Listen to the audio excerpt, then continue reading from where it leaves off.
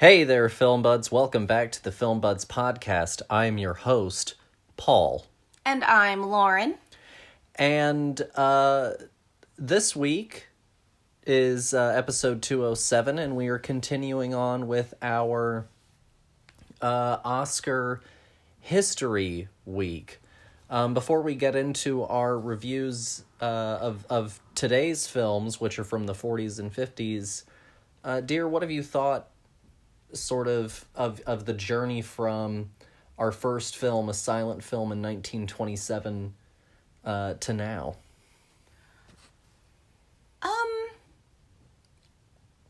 I don't know. I guess I feel like movies had to mean a little bit more earlier on because there were so few of them, because, this is a new medium. The things that really get to be put as the best of the best probably have very little to go against, and therefore, the things that are remembered from those time periods have to be, this is the time period, as an exclamation. Whereas I feel like we're now getting into the plethora, every generation we get more and more used to this as a medium, and therefore I think that it starts to get a little bit more bogged down, a little harder for something to really shine. And I feel like from the first two generations to now, we've really gotten a little bit more cozy in the idea of making a film. I get where you mean. So for those who don't know, we've been doing historic Best Picture winners this month. This is only our second episode, so our first episode was the 20s and the 30s. And now we're in the 40s and the 50s. It's interesting because, I've seen a few more. I think I've seen a few more silent films than you. Probably not terribly many more, but probably like a handful more. I mean, I'm sure you studied film, so I'm sure you've seen more silent films than I have. So what's so interesting is film goes on this very interesting, sort of trajectory where film for a long time was like a working man's medium in metropolitan areas. Blue collar people went to the movies because you paid a nickel or a quarter or what have you. And you got to go in and watch a movie, whereas theater sort of remained the highbrow, mark, the golden standard of where you went for art. I feel like you could probably still say that today, especially considering how much more expensive ticket prices are for theater than they are for movies, even to this day. But, I'd say that it's a little iffy on whether or not you're really getting the art that you were getting back in the day nowadays.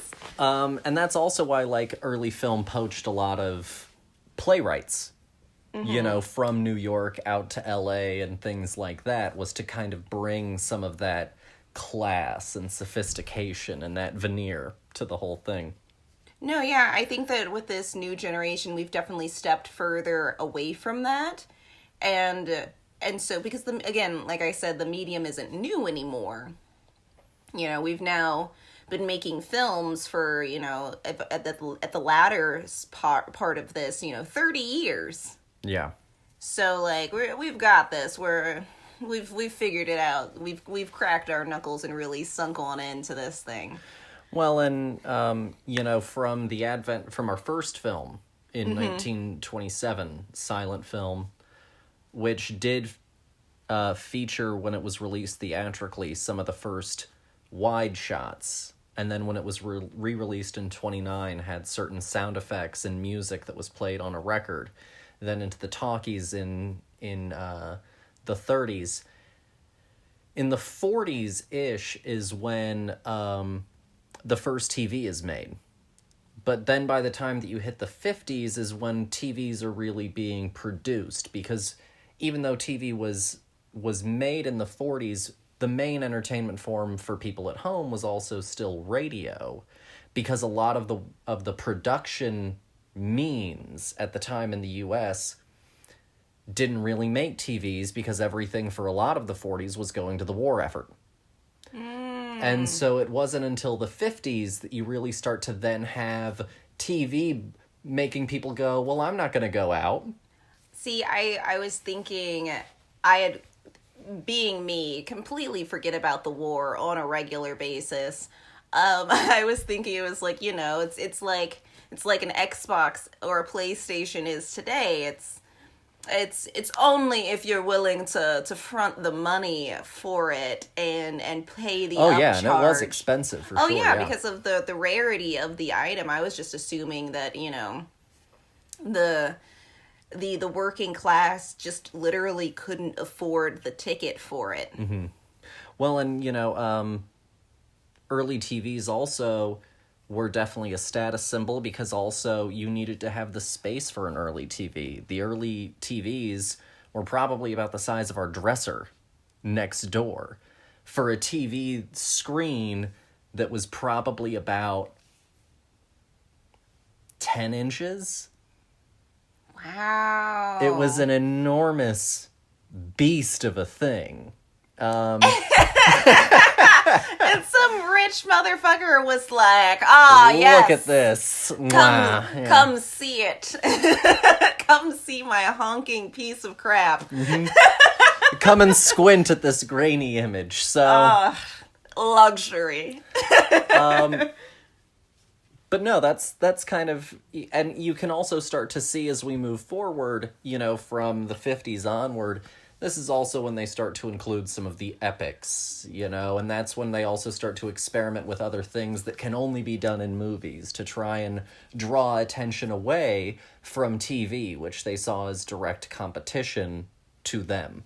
Well, yeah, because also TV is free. Mm-hmm. Even back then. I buy the TV, I put the antenna on it, and I can stay home. Yeah, I have my few channels that I get to choose from, and that's it. I get to watch the things that come on TV, It's not until later that we get into, color TV, but, just having a TV in general was, even up until, the 60s was, a huge thing.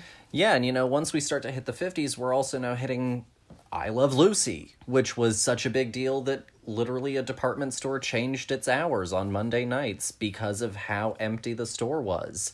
That was a smart business move. There's a presidential inauguration that had fewer viewers than Lucy's episode. I don't doubt that. I'm sorry. How many times have you personally gone, oh gosh, the president is speaking on this channel that I want to watch, and just turn the channel? Well, it was his inauguration, his swearing in, which especially back in the day was much more of an ordeal. No, I'm sure, but that's because they had less options. Once they had something more interesting, the evidence shows they said, I don't care. But so, to enlighten our listeners, now that they've heard us prattle about the 40s and 50s for a while. Prattle indeed. So, last week we did Wings and You Can't Take It With You, which also was the beginning of the Frank Capra and James Stewart relationship. Today we're doing, actually, by accident, a double feature of the films of Elia Kazan. And so our first film is from 1947, called Gentleman's Agreement. And then our second film is from 1954, called On the Waterfront. And On the Waterfront was one of 3 films that were an Elia Kazan and Marlon Brando partnership. Oh, okay. Had you seen either of these or heard of these before we decided to do these? Nope, not a lick. Okay. Not even a little bit.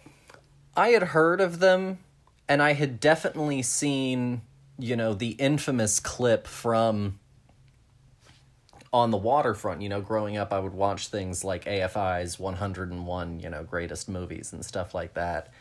And yeah, I watch the Oscars regularly and all sorts of film retrospectives on TV. And so, I saw that I could have been a contender clip, all of the time growing up. That's the only thing I feel like people remembered from this movie. They were like, it won an Oscar. But again, these are movies that I had never scene.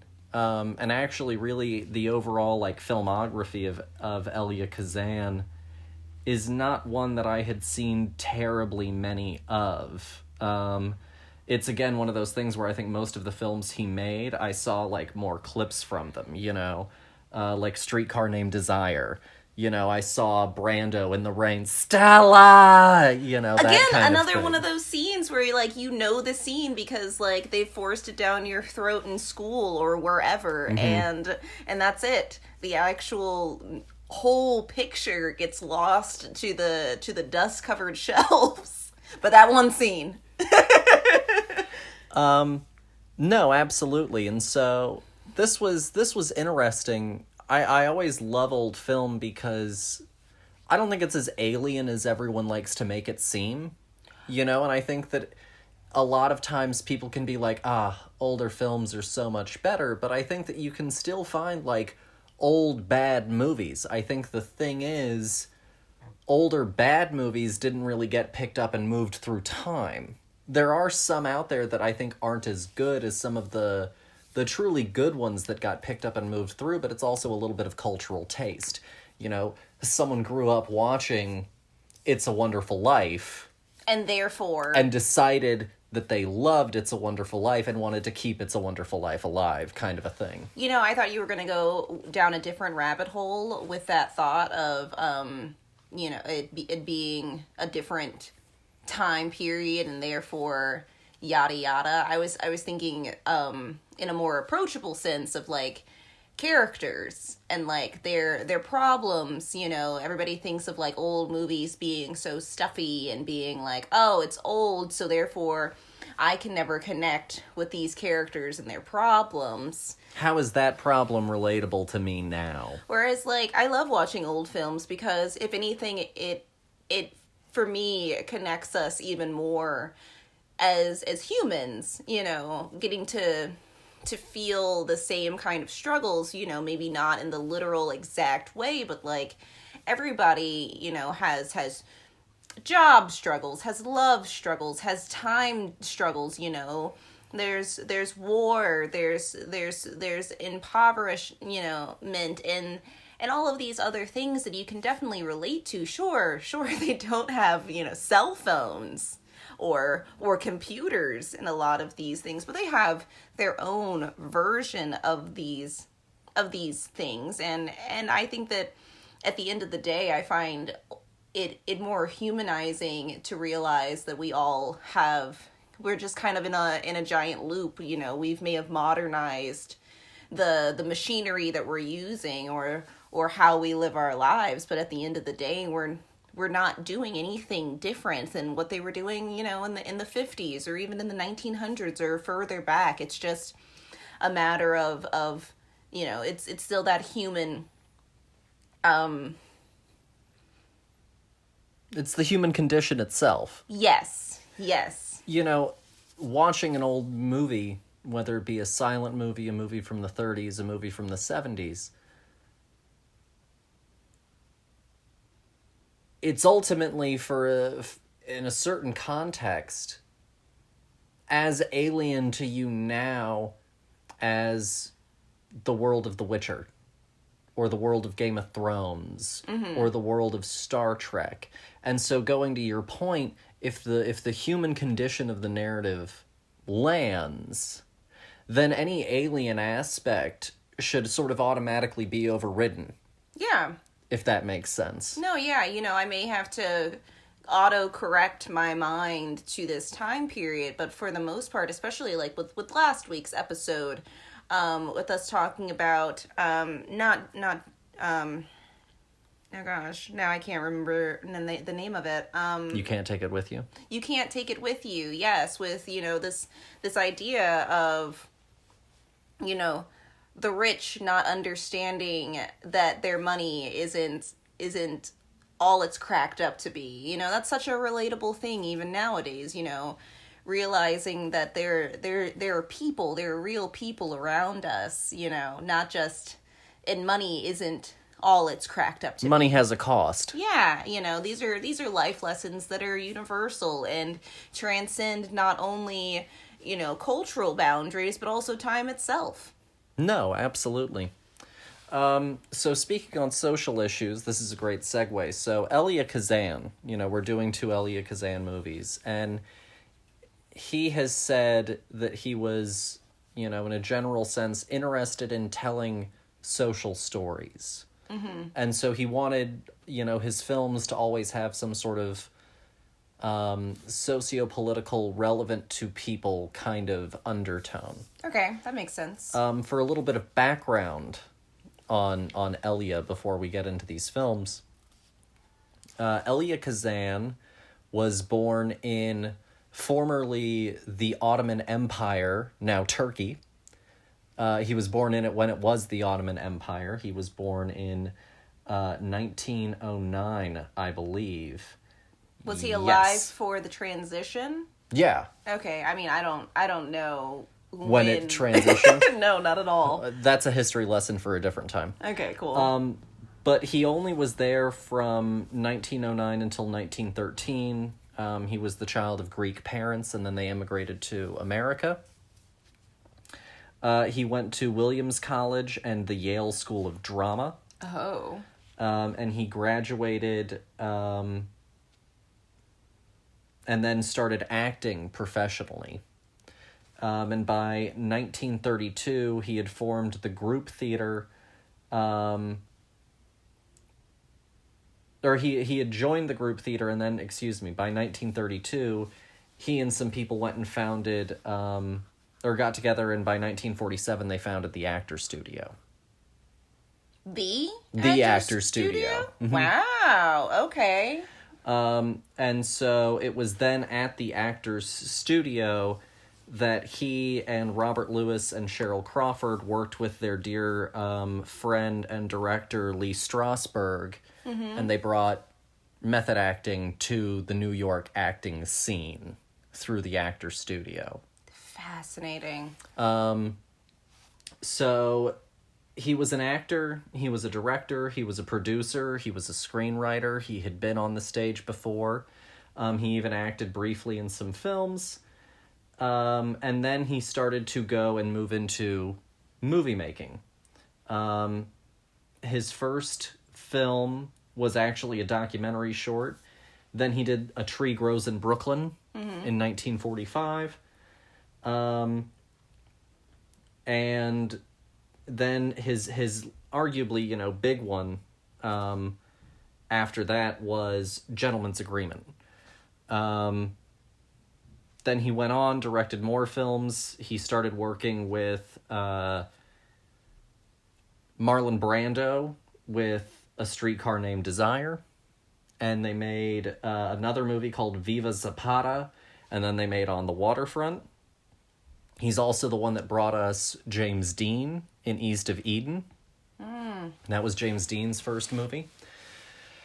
And he worked, very regularly, very healthfully as a director until 1976.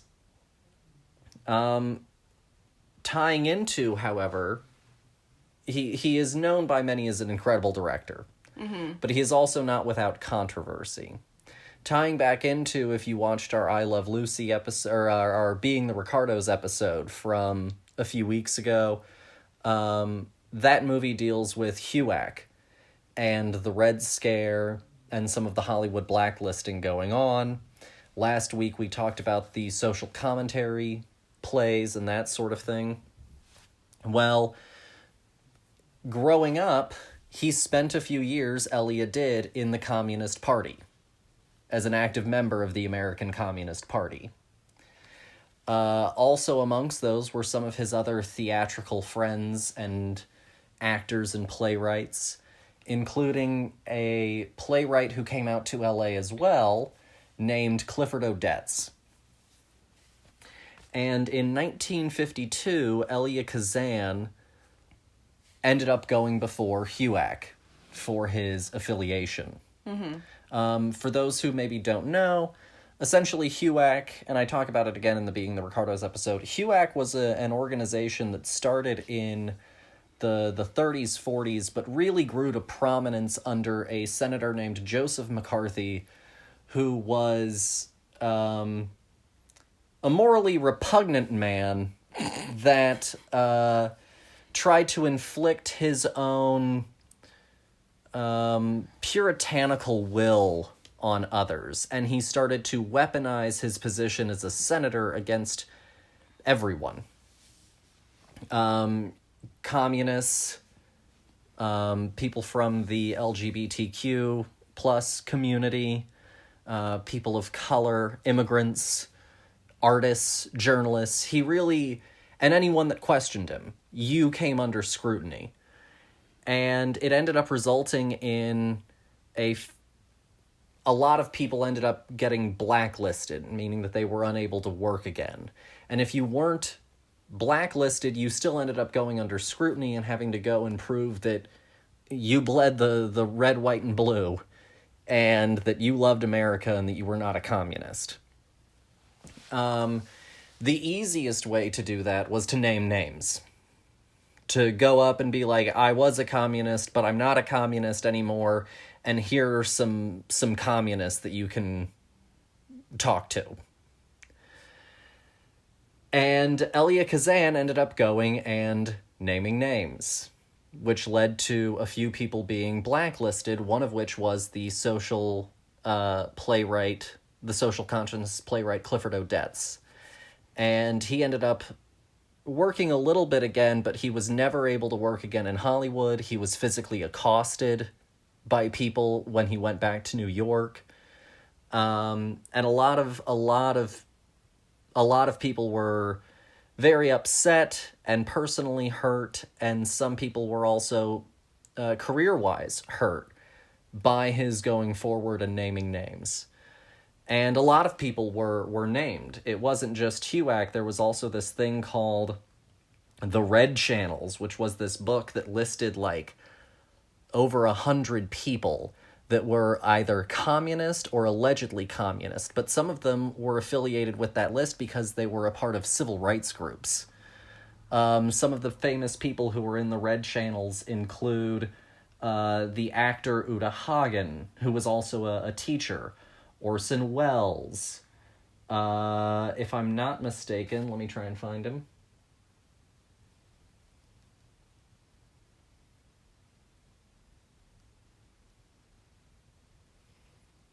Okay, I can't find him right now. But the point is, it's a huge list of people.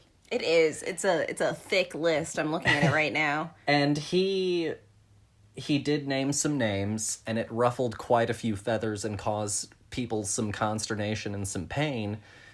He was still able to work professionally. He still went on to win Oscars. And then in the 90s, he ended up getting like a Lifetime Achievement Recognition Award at the Oscars, which led to about 250 protesters outside of that year's Academy Awards, with about 50 counter-protesters. It was such an ordeal that Kazan did not walk the red carpet, also because he was very old and feeble at the time. He was in his late 80s. And when he went up to get his award, there were several people of high profile at the time who did not stand and clap. Including Ed Harris, Nick Nolte, and several others. Good. So, he lived quite this complicated life. Apparently, he lost several friends due to it, like the playwright Arthur Miller. One of the only people that stuck with him during this time supposedly was Tennessee Williams, who he said was a very good friend during a very hard time. And it's so weird to hear names that I've like studied of like straight up dead people. Yeah. You know, being like, oh, my good pal. And so that's a little bit of an overview of Elia Kazan. I don't know what to make of what he did. I'm not overly fond of it, but also I've never been in that kind of hot seat. I mean, he had to make a tough choice, basically lose your entire career or give some names. But it was a witch hunt. It's always a witch hunt. You know, we've done it 1,000 times and we'll continue to do it. We're doing it right now, you know. Witch hunts are all around. Name some names and maybe you'll be looked on a little bit more fondly for it. And so, like, he made a tough choice. And at the end of the day, I think that the legacy of Elia is still going to stand beside the fact that, like, he caused damage as well. Yeah. It's not a clean legacy. No, because a clean legacy would have been like, I'm going to take my shame and I'm going to wear it and I'm not going to name anybody. The thing is he got to work, whereas others didn't. Yeah. They didn't get that same opportunity. Well, and he ended up winning like 2 Academy Awards afterwards. So even though I understand wanting to give him a Lifetime Achievement Award, also at the same time, he had been recognized and won multiple times. And so I could also see people... One of his awards was 54, 2 years after he named names. So I also understand why people were like, don't give him a Lifetime Achievement Award. He's already got his gold on the shelf. No. Kind of a thing. Exactly. You know... He gets to walk away scot-free, whereas like others didn't get that opportunity. And if they did, they chose the choice of not going further down the rabbit hole, you know. Well, and like Dalton Trumbo was still able to work, but several of the movies that he wrote then had to go and be given to someone else and a different name slapped on them, and some of those people won awards for his work or were nominated for awards for his work while he didn't get recognized until over a decade later. Yeah, and like so many people have had to, you know, at that point in time had to go through so many different hoops in order to be seen favorably again, you know, if they got that opportunity. And so I understand people's frustration with him and the choices that he's made, because at the end of the day, it damaged more careers than it saved. No, absolutely. If you want a movie of what it's kind of like to be in the hot seat, and I mentioned this on the Being the Ricardos episode as well. One, there's a movie called Trumbo, starring Bryan Cranston, where he plays Dalton Trumbo. And there is also a Robert De Niro movie where he plays a fictional writer called Guilty by Suspicion. That is also worth watching. It's a great title. It's a good movie. It's a perfect title. I can't comment on the movie. I've obviously never seen it. But now with all of that behind us, I guess now is as good a time as any to jump into our first movie, Gentleman's Agreement. And we have a clip, so take a listen. Do it to him before he does it to you. What do you want? Your gun.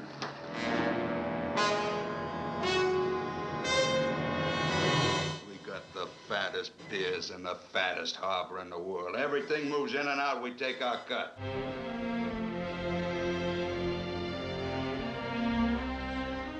Come on, I better get you home. There's too many guys around here with only one thing in their mind. Am I gonna see you again? So that was Gentleman's Agreement from 1947. As I mentioned, it is directed by Elia Kazan.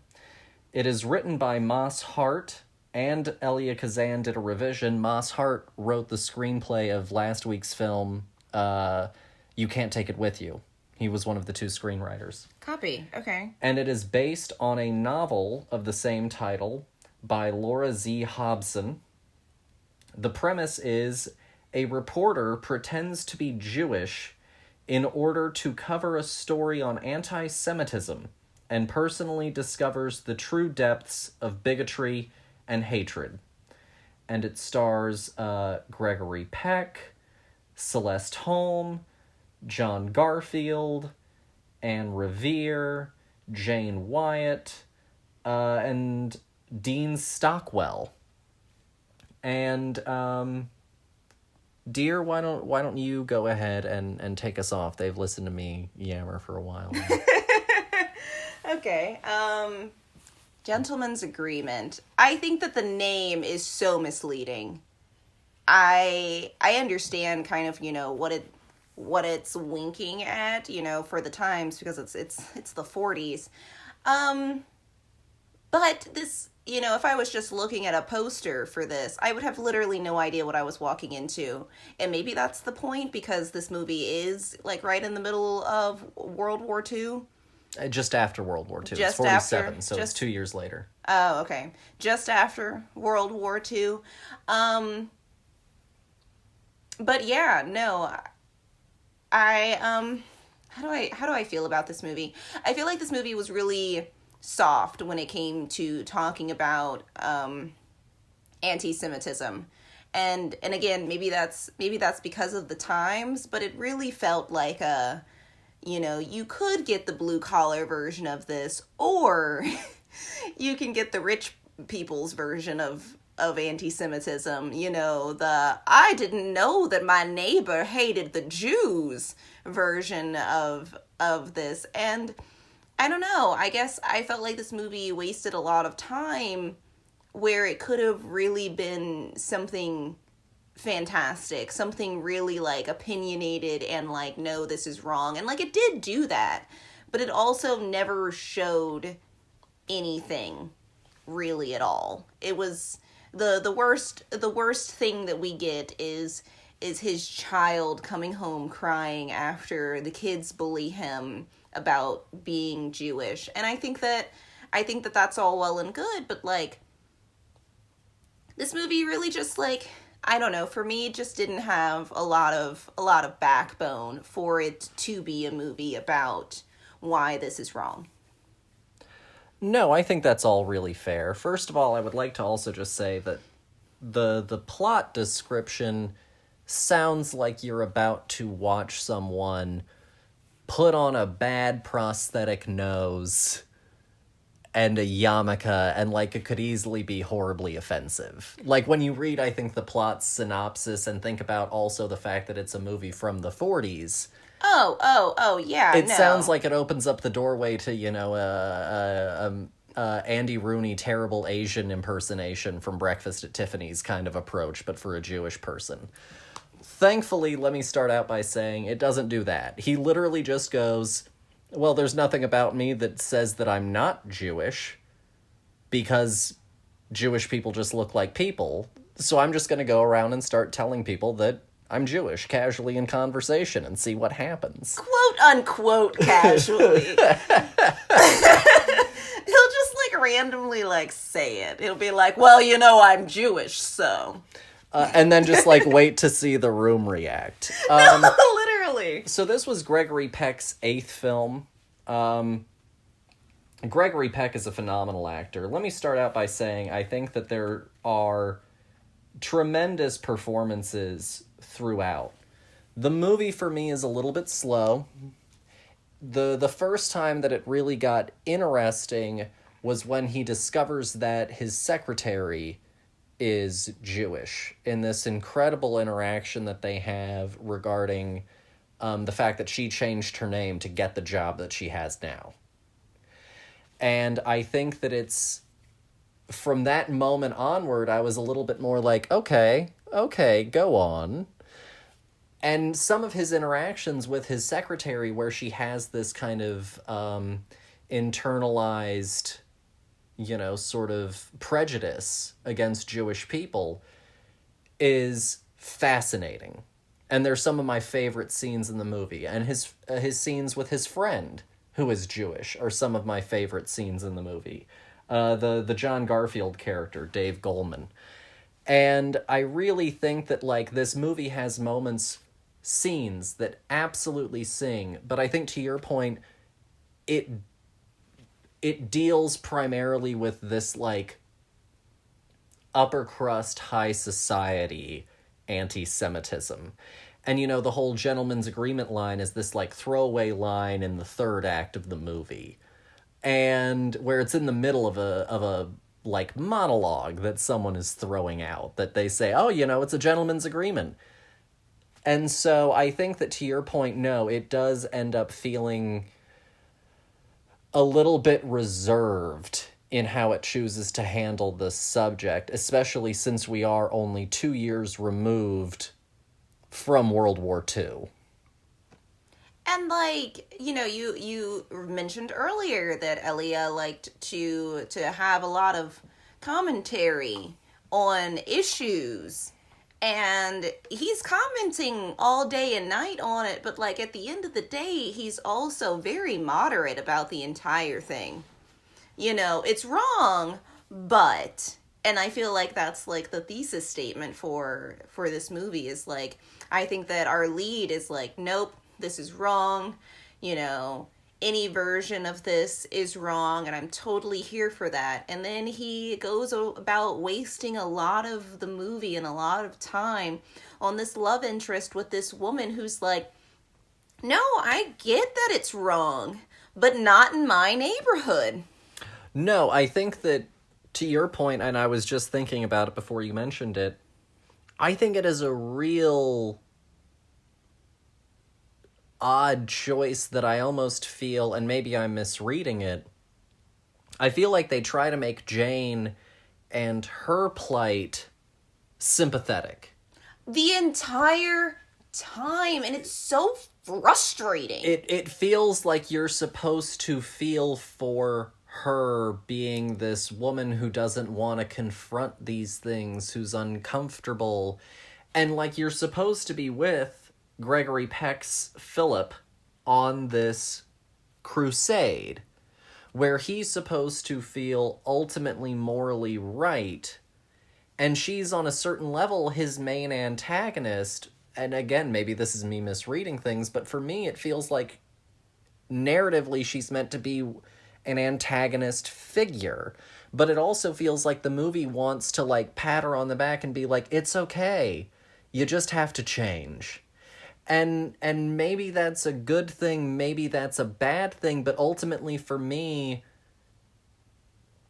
I don't think that her growth felt natural enough that by the end point when he goes back to her after she's learned her lesson, that feels earned. No, I think that, honestly, I think that he should have chosen the other woman at the end, because she was awesome and fantastic and wonderful and all of the good things to describe a person as.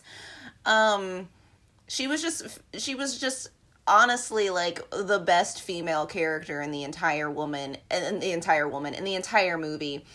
And the woman that he wastes a lot of his time with, his love interest of the movie, is constantly being like, oh, well, but, you know, it's just easier to not be.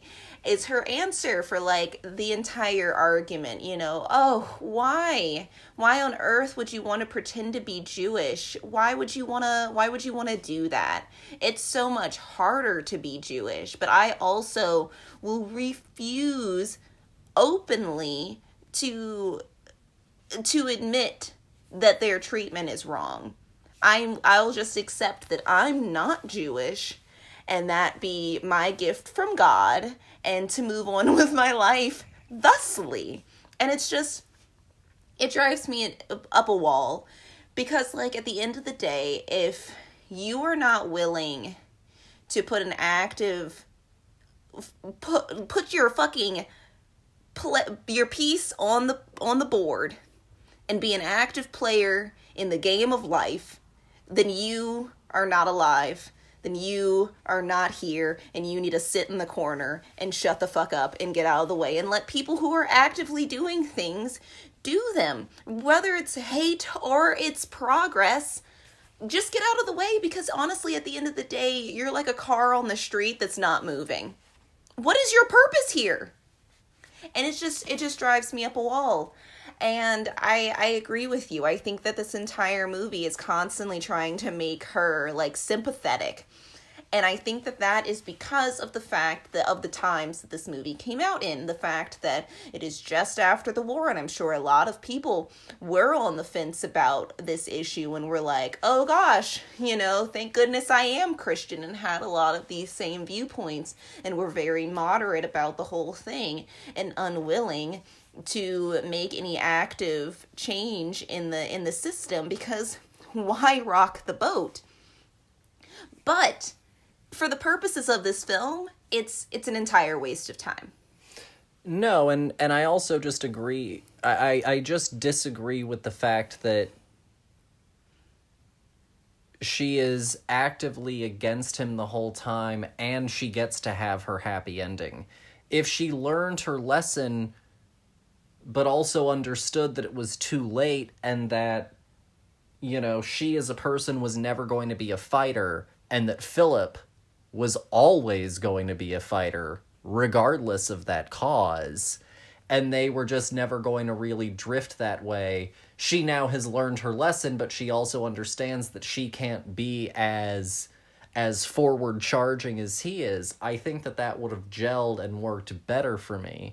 But the fact that we get this nice little and tie a bow on it ending. No, and honestly, like, for me as a viewer, I think that the tie the bow end would be for him to go to the woman was like, I think that if, you know, I think that the new mother of your child, you know, as a widower, I think that the partner that you want next after that loss is somebody who you can work with, who is a partner for you, and not just somebody who basically cleans up for you, you know, somebody that you can talk to who has the same kind of opinions as you do. And it just throws me absolutely that, you know, this woman who has perfectly been so on his side about this your Jewish lifestyle choice that he made for the purposes of, you know, unmasking, you know, anti-Semitism in every form of it. It just seems bonkers to me that he was like, but the woman who might on Tuesdays hate the Jews is the woman that I think I'm still gonna give her another chance. Like, why? No, and I think it also doesn't help for me. This is, I guess, more of a performance note or a casting note. I don't think it really helps for me either that Jane Wyatt, who plays Jane, is fine, whereas Celeste Holm, who plays Anne, the optional other woman, has chemistry. Oh, she's perfect. Not she's even just funny. with him, but with the camera, with the audience. She is a great character. Oh, she is an interesting character, where Jane is just, thank goodness she's pretty, or else like throw her away, you know, kind of character. Like, she was just there to be pretty. Well, and it also doesn't make a lot of sense that she's the one who potentially put forth this story idea for him to go and explore anti-Semitism in America when she also harbors these feelings. And maybe that's supposed to be a little bit about some of the cognitive dissonance of the average person. Yeah, but she understands that it's wrong, but also she's not going to put complicit in it. Yeah, she's not going to put the effort into changing it to make it better.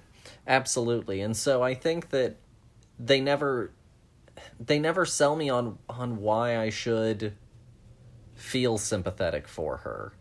And Anne is just so compelling of a character. She's funny, she's spunky, she's modern for the times. Like, she is just a great character. And very fashionable. She's absolutely fantastic. Like, it was a wrong choice at the end of the day for a movie that's about why you shouldn't be anti-Semitic, for the end line of it to be, but give them another chance. Yeah. Overall, and I think the other thing that I find odd is that, and maybe it's because it's a book adaptation, and maybe the book that it's adapting from wasn't after World War II, or was even maybe potentially before World War II. But I think the fact that we never address, in any kind of way, World War II is also another really odd choice that they make, especially since his best friend is a Jewish veteran. And so if it's after World War II, there's really only one option of what war he served in. And so I think that it's so odd that we also just never address anti-Semitism in America, especially in the context of the freshness of World War II.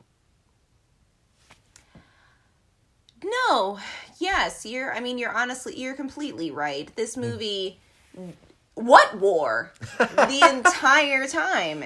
Dave is just a veteran. He's just been stationed somewhere, and he's finally back now. We're in a parallel adjacent universe where there is anti-Semitism, but Hitler who?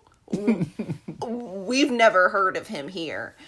No, I thought that was insanely odd that they were just like, never one time, not even a blip of all of this movie, all almost 2 hours of this movie. And they were like, we don't have the time to talk about the war.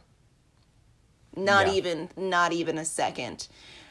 And honestly, again, I think that this movie wasted a lot of time on, like, I think that it's completely of the times thing to do to be like, but it has to be about a love interest, you know? And I think that was the crux of this movie for me. It really held it back, was the fact that they were like, but we have to throw some love in this movie, because what is your wife going to take out of this movie? Like, it was just a waste of time. It could have just been about this man writing this article. And honestly, like, for the most part, he didn't write a damn thing until the very end. And I found that very, very peculiar, to be this movie all about, like, this journalist, and not one time did we see him with, like, a pen and paper or anything. And then out of nowhere, they were like, he has this article written and it's spectacular. And I was like, but when did he do that? We watched his entire life for the past, like, 6 weeks or whatever of him pretending to be Jewish. And he was just keeping it all in his brain, you say? Because he even has a secretary, the secretary that you mentioned earlier. Not one time does he have her write a thing.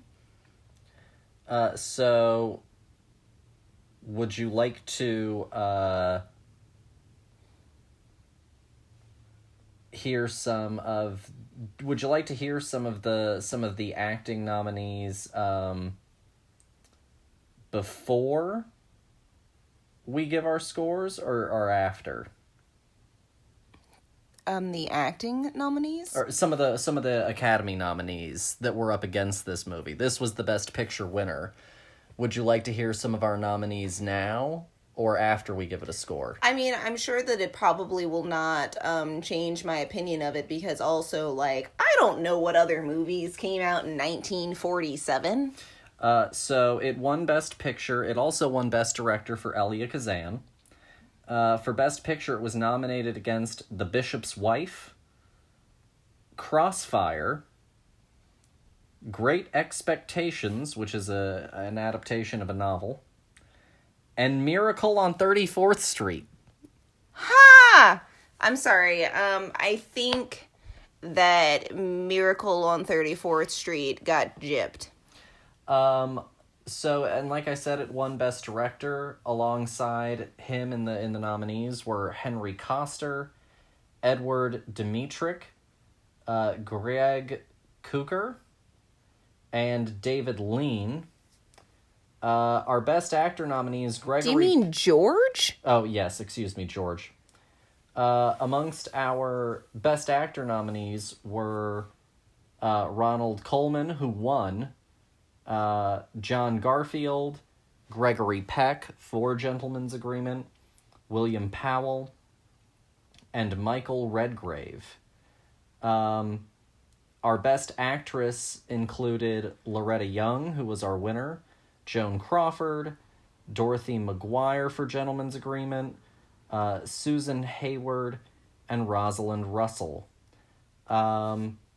Interestingly enough, I won't go too much further than that, Best Screenplay went to Miracle on 34th Street as an adaptation, but Best Original Screenplay went to The Bachelor and the Bobby Soxer, which I've never heard of before in my life. I mean, it really just rolls off the tongue, honestly. What's interesting is this is also back at a point in time where you had color and black and white film at the same time, and so you have best art direction and set decoration black and white, and best art decoration, set decoration, color. And you also have best cinematography black and white, and best cinematography color. Well, I mean, I guess we're looking at this in, like, you know, the future times when what's black and white where. Yeah. But, like, if that's just your everyday, of course they would have a category for it, because I'm sure somebody was like, well, we can't judge them the same. Yeah, you know, you do a set design and a costume design different in black and white than you do in color. Yeah, because it's going to read different, yada, yada, et cetera, et cetera. But I thought that was a fun little... Film science. A fun little tidbit. So, dear, if you had to rate it out of 5, what would you give Gentleman's Agreement? I'm gonna give it a 3. Right in the middle of the pack. Like, I think that this movie could have been better, should have been better, but chose to just hit as moderately as its opinion about anti-Semitism. I think that's pretty fair. I'll give it a 3 as well. Strong performances, interesting ideas, some really standout scenes. Shot kind of plainly, and also sometimes I really noticed how strangely lacking in music it was. But, again, that's not necessarily a ding against it, but just something that I wanted to throw out as a final note. But yeah, it didn't reach as far as it could have. And it's good, but not great. And honestly, I think that that's really telling, considering the movie that of the list of movies presented for this year, the one that is truly remembered of the times is not Gentleman's Agreement, but Miracle on 34th. So I think that that's pretty fitting on, like, how this movie stood up to the test of time, that, like, even though, almost 100 years later, we don't remember it. It's not a part of the American psyche. Which is a shame also, because theoretically its messaging has some relevancy, but could be more relevant and could dig deeper, because anti-Semitism is still a problem today. It's almost like this movie should have taken a bigger bite back in the 40s, and then we wouldn't have actually been still having this problem, instead of people getting a pat on the back for being maybe a little bit racist. No, I see where you're at. It needed to go further, for sure. It pulls back too much. I think that it should have gone as far as You Can't Take It With You did with its opinions about the rich. Yeah, honestly. Moving on, I suppose, we can now jump only a few years later. We had been jumping by, like, decades. Now we're only going by about 7 years, to On the Waterfront. And we have a clip, so take a listen. When Laura Z. Hobson's great story, Gentleman's Agreement, first appeared serially in Cosmopolitan magazine, its 20 million readers were startled at its daring. As a book, Gentleman's Agreement still leads all bestseller lists month after month. No story of the last decade has hit the literary world with such terrific impact. The author has deftly treated a taboo topic to give it excitement, exhilaration, and entertainment. And now, as a motion picture, Gentleman's Agreement is accorded the highest honor a picture can be given. Here we see its producer, Darryl F. Zanuck, receiving the Academy Award for the Best Picture of the Year. That was On the Waterfront from 1954. The premise is an ex-prize fighter turned Jersey longshoreman struggles to stand up to his corrupt union bosses, including his older brother, as he starts to connect with the grieving sister of one of the syndicate's victims. It is directed, as I mentioned before, by Elia Kazan. Screenplay by Bud Schulberg. Starring Marlon Brando, Lee J. Cobb, Carl Malden, Rod Steiger, and Eva Marie Saint. I guess since you did the last one, I'll do this one. So, for a little bit of historical background, don't worry, I promise it's actually short. Once upon a time, unions ended up being infiltrated and corrupted by the mob. And that was largely due to, when they say the syndicate, they mean the crime syndicate, the only one that really existed in Jersey and New York at the time, the mob. The mafia, the Italian mafia, and others took cues from it as well, but did it to a lesser degree, saw that by controlling the unions, controlling the workers, they could, one, control policy and politics, and they could also control, how they were shipping and receiving their product, and how they got it out amongst the community, and they could control who worked and who didn't, and so they could use it for power and power gains. And it ended up becoming somewhat of a corrupt organization, and that's partially, it's very complicated, but that's a little part of why unions, for some people, have this kind of bad historical reputation, is because once upon a time they were used in a corrupt fashion. Like I said, I'd seen the clip of this movie a lot of time where Marlon Brando talks about being on a one-way ticket to Palookaville, and beyond that, it was, I didn't really know much about it. I knew that Carl Malden was in it, but that was really it. This movie, I think, it's faster on the take of delivering sort of what it's about, what's going to happen, who our characters are, than Gentleman's Agreement was. And on a certain level, it's a little bit more gritty and sunken into what it's trying to talk about. Gentleman's Agreement was talking about anti-Semitism, but it kept it, upper class and higher.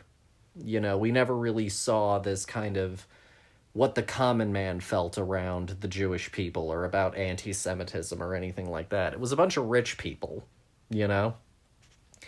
whereas with this, we are directly dealing with working class, blue-collar people, directly affected by this corruption of the powerful onto them, and how it can sometimes end violently, and the way that it can just sort of, in a common way, tear apart a family and tear apart a community.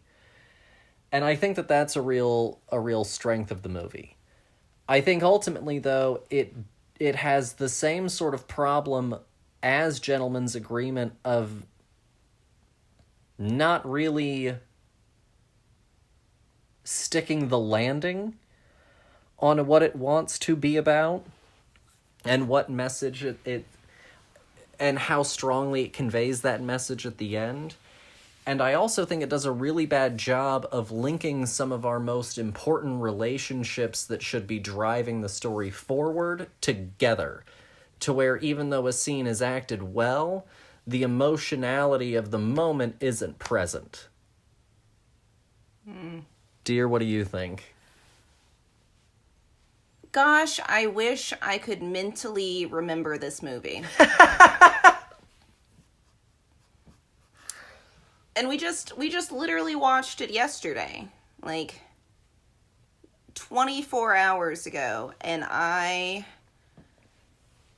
can tell you bits and pieces of this movie, but this movie is so just, it's like one of those ransom notes in movies where it's like a bunch of cutout letters from different magazines and things thrown onto a piece of paper to make a message. That's your mental picture of the movie? Yes, it's a mess.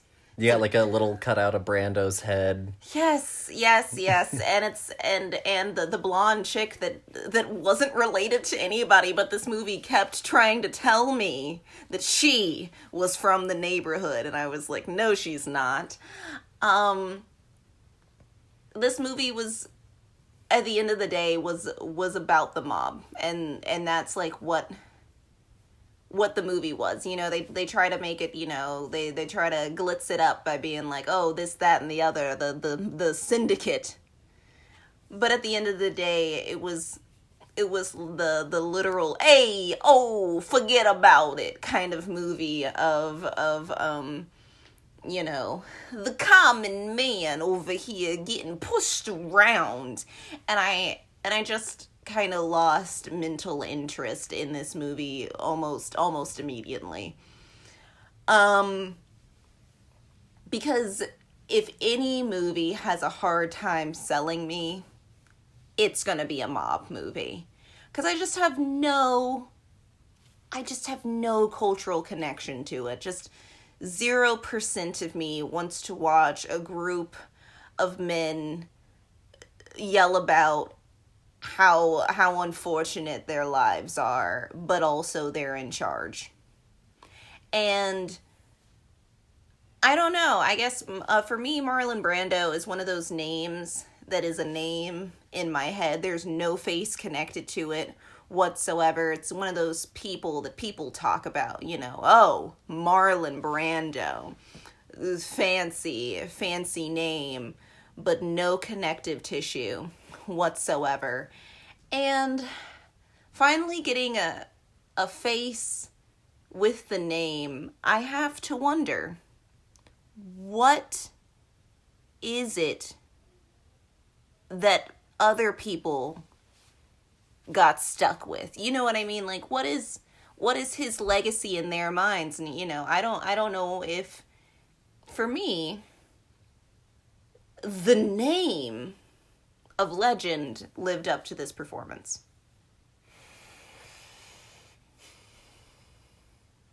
No, I mean that's quite the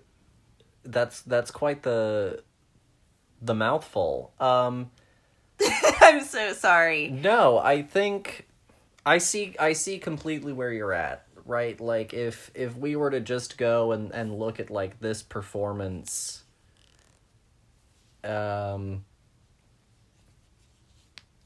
you know, who are you? Who are these characters? And you know, like, and I haven't seen all of A Streetcar Named Desire, but like both his character in On the Waterfront and Streetcar Named Desire are kind of idiot, brute, New England scumbags on a certain level, you know what I mean? Because like one of them is out here like philandering on his wife, and this guy is this former prize fighter who took a fall for his brother.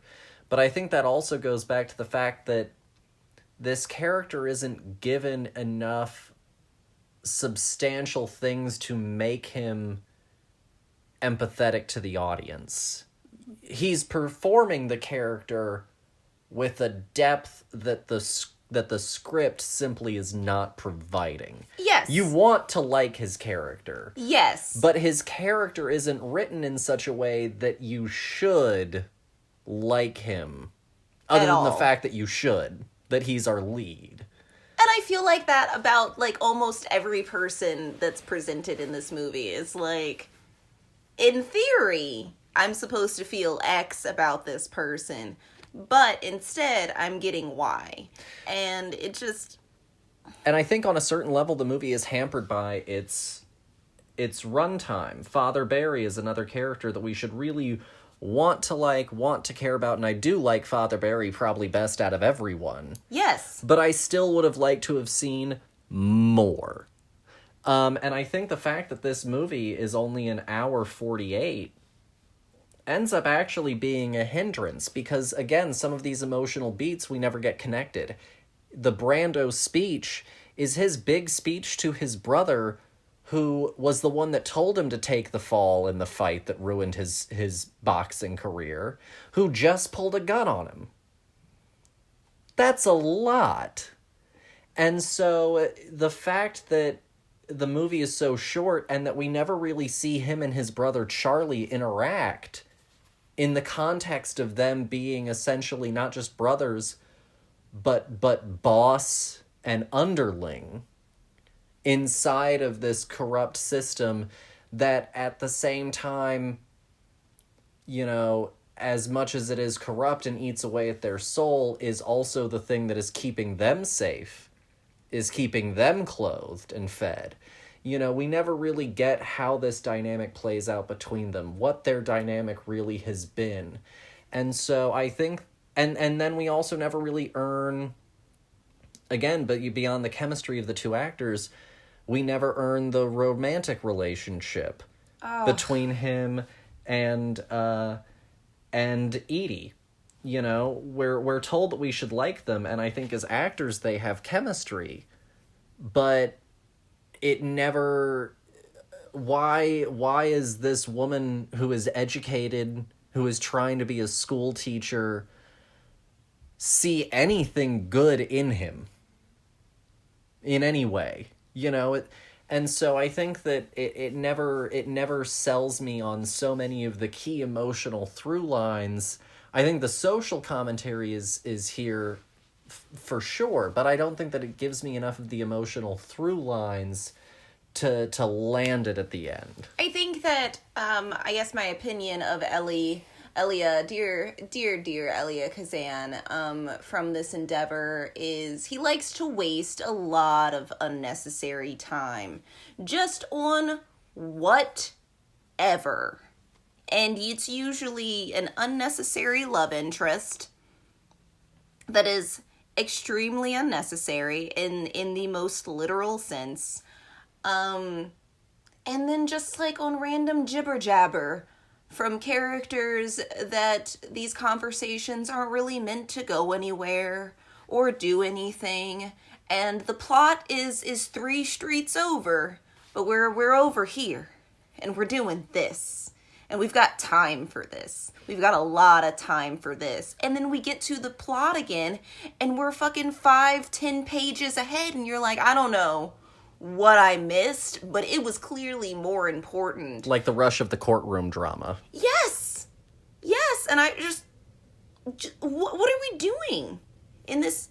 And I think that that's why I eventually just like mentally checked out of this movie, because like at the end of the day, it just had a lot of nice, pretty pictures. It was like going to a museum, but instead of it being like, it was like, but we spent most of our time, instead of looking at the art, on the journey in between the art.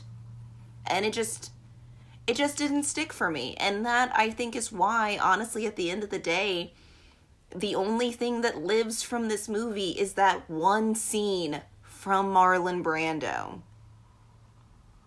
It's literally the best part that I can't remember. And I think that says a lot about this movie for me. And like, I think that the stereotype that old movies are boring is because old movies like to waste a lot of time. And I think that this is, for me, an old movie that was boring. No, I think that's totally fair. And again, I have nothing to connect with a mob movie. And like, I really wanted to feel for these like workers and their plight, but we didn't get to watch any of that. Instead, we got to watch a whole lot of this woman who doesn't at all fit in the neighborhood whatsoever, 0%, try and pretend to me that she was born and raised in this neighborhood and is trying to uncover the mystery of who murdered her brother in a mob-infested neighborhood, whom, again, she doesn't understand.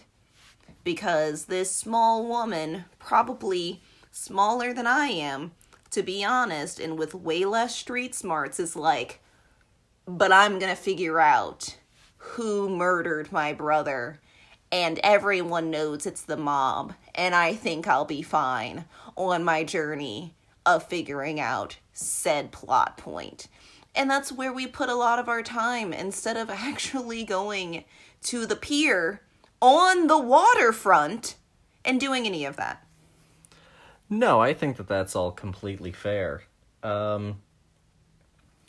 So, On the Waterfront was nominated in, or it came out in 1954. It's a part of the 27th Academy Awards, hosted by Bob Hope.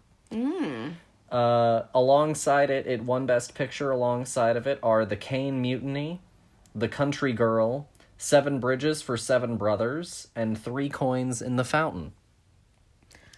Elia Kazan won Best Director for this as well, beating out George Seaton, William A. Wellman from Wings, the director of Wings. Better movie. Billy Wilder for the original Sabrina. And Alfred Hitchcock for Rear Window. Oh. Our Best Actor went to Marlon Brando for this film. I mean, I understand. I understand that entirely. He was nominated against Humphrey Bogart. Oh, Humphrey Bogart. Bing Crosby. Wow. James Mason. And Dan O'Herlihy, who was the bad guy of Season of the Witch. The old man toy maker in Halloween 3 that was doing the entire sacrifice at Silver Shamrock. No. Yeah! Oh my gosh. That was a good year. Yeah. Our Best Actress included Grace Kelly. Grace Kelly. Who won. Dorothy Dandridge, Judy Garland, Audrey Hepburn for Sabrina, and Jane Wyman. So Judy Garland is here for A Star is Born from 1954. This is the second A Star is Born. So this is the first remake of A Star is Born. The first one came out in 1937, directed by William Wellman. Oh my gosh. So we're 17 years world. later, and we're at our first remake of A Star is Born. Well, just wait, guys. Future talking. It then starts Gaga. Best Supporting Actor included Edmund O'Brien, Lee J. Cobb for On the Waterfront, Carl Malden for On the Waterfront, Rob Steiger for On the Waterfront, and Tom Tully. Best Supporting Actress went to Eva Marie Saint. She was nominated against Nina Falk, Katie Girardo, Jan Sterling, and Claire Trevor.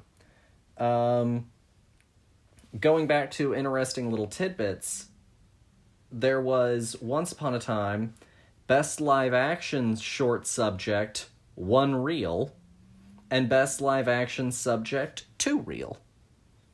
So one short film that only lasted the length of 1 reel, and one short film that was 2 reels long. And as somebody born in the 20th century, how long is a reel? It depends, but usually they're like, I'm gonna say around like 15 or so minutes, maybe a little bit longer than that.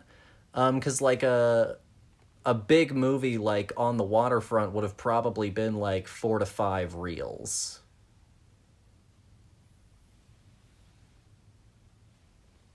Okay. Fascinating. Cool, because I was like, we're getting into more than one now, but they're still calling it short. Yeah, so like it still probably is under an hour. Okay. So I had a thought while you were reading all of these titles out. And again, I always love to... 11 minutes of sound film and about 15 minutes of silent film. Okay. Copy. I really enjoy the fact that, like, of the movies mentioned for best, that, the one that won, it's not the one that, again, I remember. What's the one that you remember?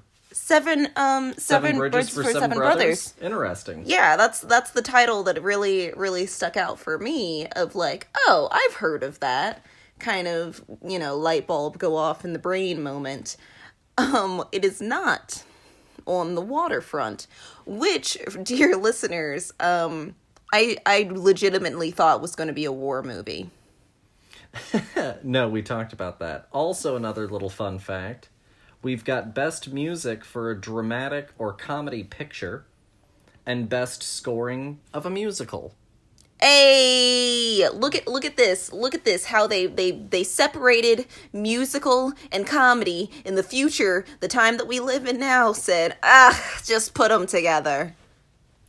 Also, the winner for Best Documentary Feature was The Vanishing Prairie, produced by one Mr. Walt Disney. Wow, that's a really young picture of Walt Disney. It's such a young picture of Walt Disney that it's at that time where he almost looks like Peter Sellers. Yeah, no, honestly, I was like, maybe that's Walt Disney, and you said his name, and I was like, it is Walt Disney, but wow. So, dear, if you had to give On the Waterfront a score out of 5, what would you give On the Waterfront? This movie is fine, I guess. I'll give it a 2. Okay. Because I'm feeling generous, and I don't know why. I'm going to give it a 3. Okay. For me, I think I have enough positives and negatives for it to kind of be like really not much better of a viewing experience than Gentleman's Agreement was. I think that for me. No, I totally get that. I think that personally, after a long day of being at work and being very mentally fried, that this movie just came and it went. And that's how my brain felt about it. You know, it literally was a in one ear and out the other kind of experience for me. And the only things that stuck were the fact that Marlon Brando was in it. And, yeah. No, that's fair. A real quick correction before we go on. Back when we were talking Gentleman's Agreement, I mentioned Jane Wyatt and Jane as his love interest. I was mistaken. I made a little whoopsie. I couldn't remember her name, if I'm being completely frank. His girlfriend was Kathy, played by Dorothy McGuire. So I just wanted to put that little correction out there. Honestly, you know, I'm not blaming you for this whoopsie because I couldn't remember her name either. No, and you know, it's kind of an interchangeable name on a certain level. You know, it's not Jane or Kathy. Like, I don't feel like either of them are particularly like stick in your brain names kind of a thing. No, I remember her face, but also like looking at the faces Of Jane Wyatt, she looked like... Yeah, I mean, looking at those pictures, I really couldn't have told you which of those women, you know. It makes more sense that it was the one that you said because her photo was higher up on the list, but like honestly, moving on. I was going to give y'all a little history lesson on Oscar campaigns, but I think I'm actually going to hold off on that until next week, since I ended up doing the whole Elia Kazan history lesson at the start. But I do want to go ahead and talk about, they came out this week. We're doing Oscar History Month. They came out Tuesday, I believe. The nominations for the 94th Academy Awards. Oh, gosh, I thought you were going to go down a completely different rabbit hole and do the Razzies instead, and... Those came out Monday, and I was going to do those next. Oh, sorry, spoiled it. Mm-hmm. So, the Academy Awards, there was a lot of speculation going into them this year of who was going to get nominated for what. The awards leading up to the Academies have been kind of all over the place. No award show has really made it a clear single-horse winner. You know, sometimes you can tell by what gets nominated what's going to sweep. And I wouldn't say that this is one of those years. It's a little bit more chaotic. So nominated for Best Picture, are Belfast, Coda, Don't Look Up, Drive My Car, Dune, King Richard, Licorice Pizza, Nightmare Alley, The Power of the Dog, and West Side Story. For Best Director, we have Kenneth Branagh for Belfast, Ryosuke Hamaguchi for Drive My Car, Paul Thomas Anderson for Licorice Pizza, Jane Campion for The Power of the Dog, and Steven Spielberg for West Side Story. I will say this. Nominations, I learned this today before I go too much further. The nominations are done by Academy blocks of people. So, like, the Best Director was, before everyone in the Academy voted on who would win, it was only decided by the director's block of the Academy. So, like, these nominees right here are brought to us by the directors. Okay, And then everyone from here votes at large.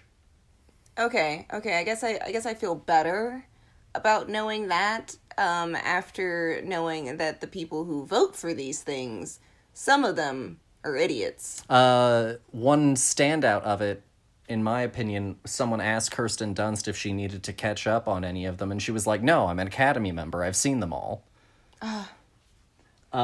See, I feel like you should be required to do your homework and, I don't know, watch the films in question before voting, but that's just me. For Best Actor, we have Javier Bardem for Being the Ricardos, Benedict Cumberbatch, The Power of the Dog, Andrew Garfield, Tick, Tick, Boom, Will Smith, King Richard, Boo. and Denzel Washington, The Tragedy of Macbeth. For Best Actress, we have Jessica Chastain for The Eyes of Tammy Faye, Olivia Colman for The Lost Daughter, Penelope Cruz for Parallel Mothers, Nicole Kidman for Being the Ricardos, and Kristen Stewart for Spencer. Best Supporting Actor, Ciarán Hinds, Belfast, Troy Kotsur, Coda, Jesse Plemons, The Power of the Dog, the one that surprised the shit out of me, J.K. Simmons for Being the Ricardos. They said that we needed to put every person that was in Being the Ricardos in a category. Well, actually, one thing that has been brought up is the fact that the woman that plays Edith is not nominated. Because how dare she not be a famous person? And Cody Smith-McPhee for The Power of the Dog. For Supporting Actress, Jessie Buckley, The Lost Daughter, Ariana DeBose, West Side Story, Judi Dench, Belfast, Kirsten Dunst, The Power of the Dog, and Anjanou Ellis, King Richard. Wait, this person's name is literally Anjanou? I'm assuming that that is the pronunciation. I mean, I wasn't questioning your pronunciation. I was questioning the parents. For Best Original Screenplay, we have Belfast, Don't Look Up, King Richard, Licorice Pizza, and The Worst Person in the World. For Best Adapted Screenplay, we have Coda, Drive My Car, Dune, The Lost Daughter, and The Power of the Dog. And then I won't go too much further, but I will give you all the nominees for Best Animated Feature Film. Encanto, Flea, Luca, The Mitchells vs. the Machines, Woo! and Raya and the Last Dragon. Eh. Overall, I think they're all right. Academy Awards, and we'll talk about this next week, have more at play than just the merit of the films. You know, it's not just movies come out, people see them, people vote on them, just sort of purely of good intention of good heart. There is a process into how you get nominated, and we'll talk about it, like I said, next week. But if you ever have seen like a for your consideration billboard or a full page in Hollywood Reporter that says for your consideration, you're looking at a marketing campaign that has been cobbled together to make sure that people are aware of that movie, particularly people who vote in the Academy Awards. It's a popularity contest. And so there are definitely some movies that I would have liked to have seen nominated. I understand why they didn't, for things like Best Picture, but like The Green Knight for me is one that should have been nominated for makeup. The Suicide Squad is one for me that should have been nominated for visual effects and probably costume design. There are a few surprises for me in terms of the acting categories. J.K. Simmons is a big one. Honestly, he's probably my biggest one. And I love J.K. Simmons, but of all the parts that I've ever seen J.K. Simmons play, this is like the coziest one for him. This was easy. Well, that's why he was the best at it. It's because he didn't have to do anything to do it. No, I get where you're at. On top of that, we also, on Monday, had the Razzie Awards come out. Now, if you're unaware, the Razzies are kind of a snarky, not well thought of by the industry, a lot of people consider them mean-spirited, group of awards that give out awards for the worst films of the year. And the worst performances of the year. No. I think that people saying that they are mean-spirited are neglecting the fact that they are entirely correct. Well, they do have one this year that's dreadfully wrong, but we'll get to that in a second. So for Worst Picture of the Year, the nominees are Diana the Musical from Netflix, Infinite on Paramount Plus, Karen, Space Jam: A New Legacy, and The Woman in the Window. For Worst Director, we have Christopher Ashley for Diana the Musical, Steven Chbosky for Dear Evan Hansen, Coke Daniels for Karen. I'm not sure why they have that in parentheses or quotations, but I'm not going to ask questions. Rennie Harlan for The Misfits, and Joe Wright for The Woman in the Window. For Worst Actor, Scott Eastwood,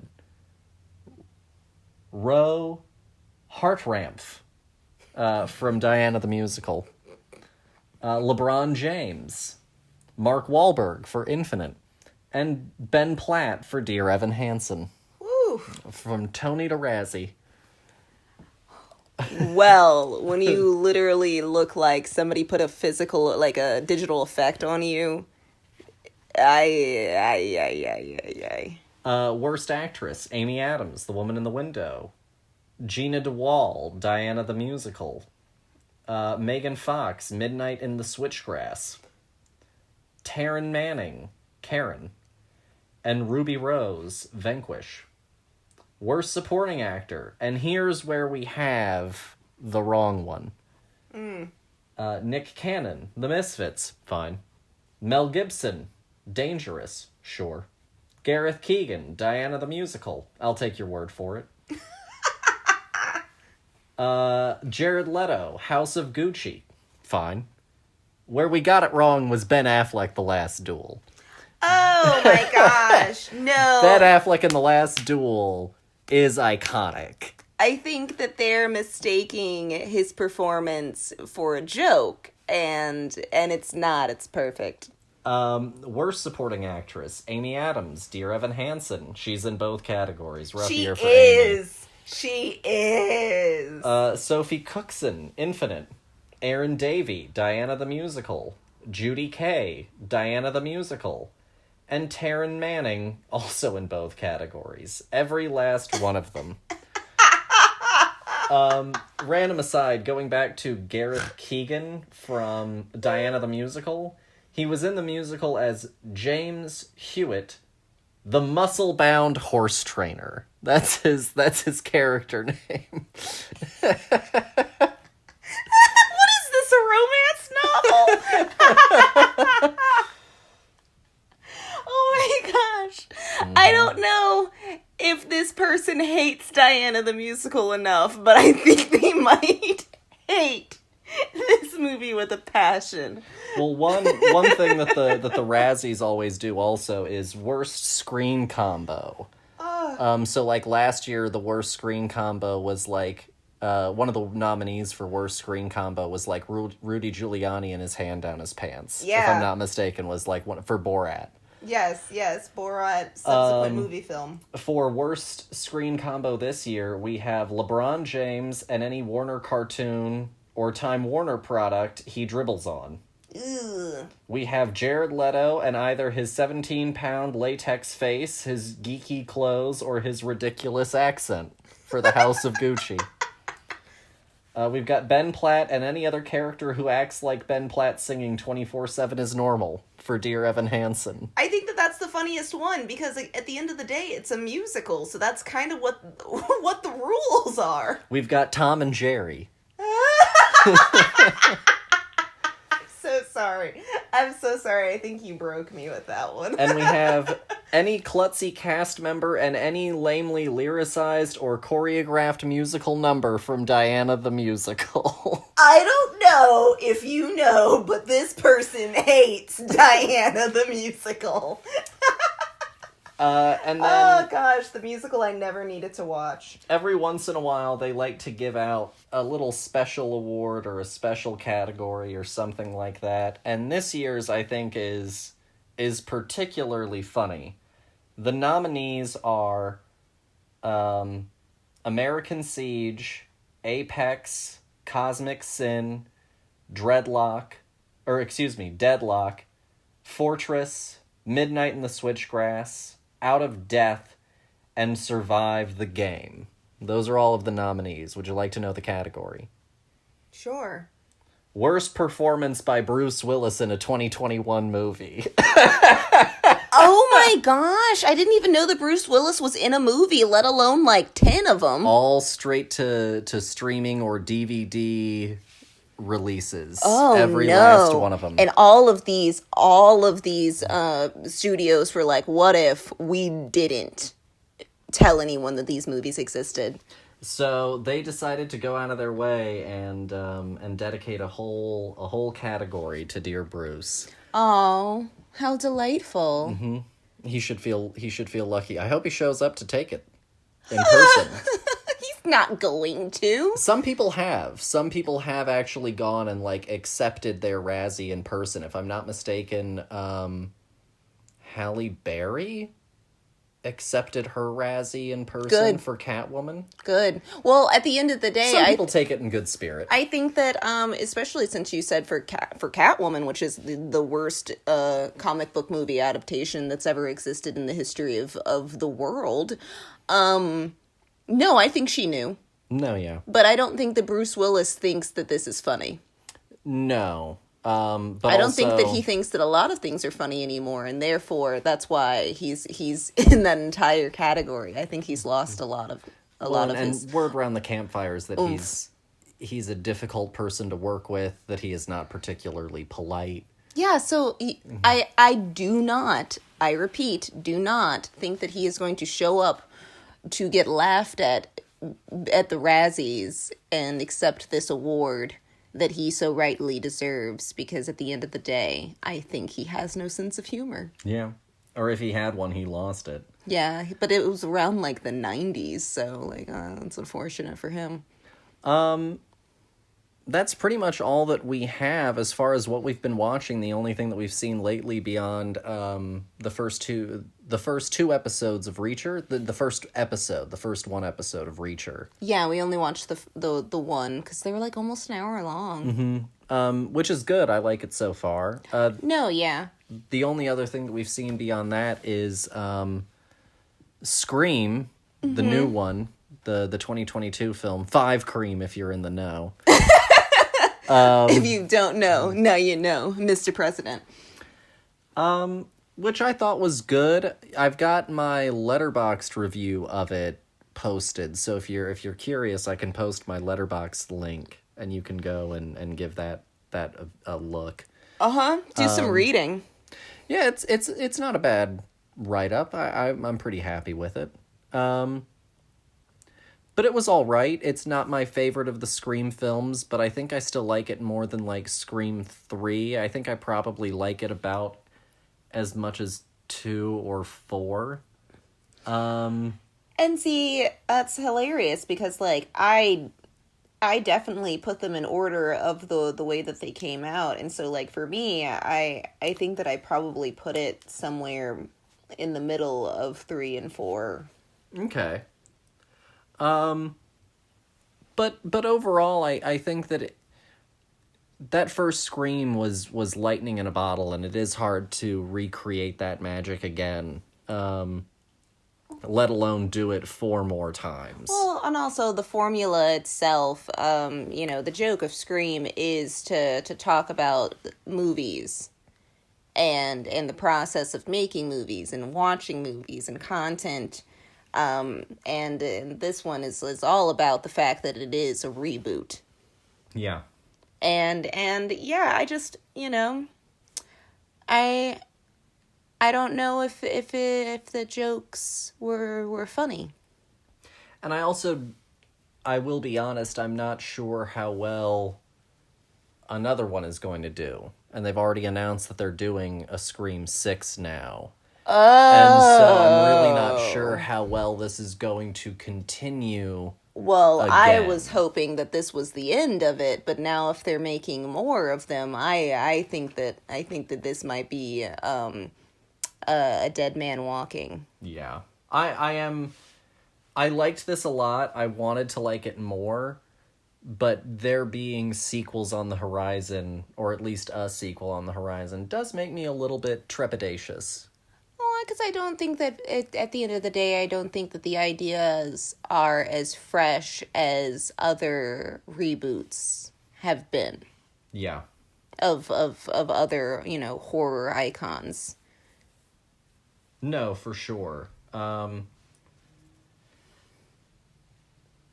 think that that's pretty fair. Oh my gosh, I forgot all about his mother in that movie. That woman was perfect. Gentleman's Agreement had some issues for me, but at the end of the day, you were right. The acting really saves that thing. But yeah, so I think that that's just about all that we have for y'all this week. Dear, is there anything else that you would like to say to the listeners before we watched the Jurassic World Dominion trailer. It looks fine. It looks colorful. I don't want to go on too long about it because I don't want to bore y'all, but I have a lot of issues with how we got to this particular movie. Maybe we'll do like a review of World, Fallen Kingdom, and that sort of thing. Actually, I'm not sure that we haven't already. We'll look into it. Maybe we could do like 1 through Fallen Kingdom as like a big bonus episode or something. Oh, that would be fun. At the end of the day, I always have a soft spot in my heart for 3. Oh yeah. And like everyone's favorite TV movie. I'll take 3 over Fallen Kingdom literally any day, all day, twice on Sundays. Like, yeah, I'd say that's fair. I think. And Colin Trevorrow was like, "Oh, I needed both World and Fallen Kingdom to get to Dominion," and I'm like, I can already tell you exactly how I'd have made some. If that was truly what you're saying, if you truly believe that you needed. You didn't need the middle A to get to B to get to C. I can tell you the exact narrative changes that you needed to make to World to make this your second movie, because Fallen Kingdom is a shitty filler movie. You're telling me that the movie that had a doctor, a dinosaur doctor that had never seen dinosaurs before, is a bad movie? Yes. Oh, wow. Well, don't tell the people who made it, because they literally corrected all of that for this one. They said, what character? And just threw him out the window. But they needed the diversity button pushed a few times, so I understand. They were like, gosh, too many white people. We need some color in this. But that's pretty much all that I have for y'all. Dear, do you have anything else that you would like to say to the listeners? Thanks for getting this far, guys. I don't think it's been that bad. I didn't say it was bad. No, yeah, thank you guys, as always, for listening. I mentioned it before. If you haven't already, go on to... If you would like to help the show grow and develop and continue on, it would mean a lot to us if you went and gave the show a review on Apple Podcasts specifically. We're trying to get Rotten Tomatoes certified in March, and so it would mean a lot if you went and gave us a review. We're working on maybe doing some collaborations. We were supposed to have a guest this week, Joseph, but he is busy working on some journalistic projects related to UNCSA and some of the scandal that they're in right now, so he wasn't able to join us. Next week, we're being joined by Zach Laws, who is a walking thesaurus on Academy Awards and Best Picture winners. Which is good, because I am not. And so that should make for a really fun conversation. Yeah, keep listening, keep checking in, suggest the show to people, because we always love to have listeners come and check in. And actually, this is my truly last thought. I got an email from a listener, and they were kind enough to share this link where Cate Blanchett was talking about some of her favorite movies, and one of her favorite movies of all time is Rare Exports. Yeah! Go back, listen to that episode, then find that movie, watch it. It doesn't have to be Christmas, even though it's about Christmas. That movie is perfect, and Cate Blanchett loves it. So if you love movies and you love Cate Blanchett, take that opinion and run with it. Exactly. Watch that movie. But that's pretty much all that we have for you guys. Thanks so much for listening. Have a great week, and we'll see y'all next week. Bye.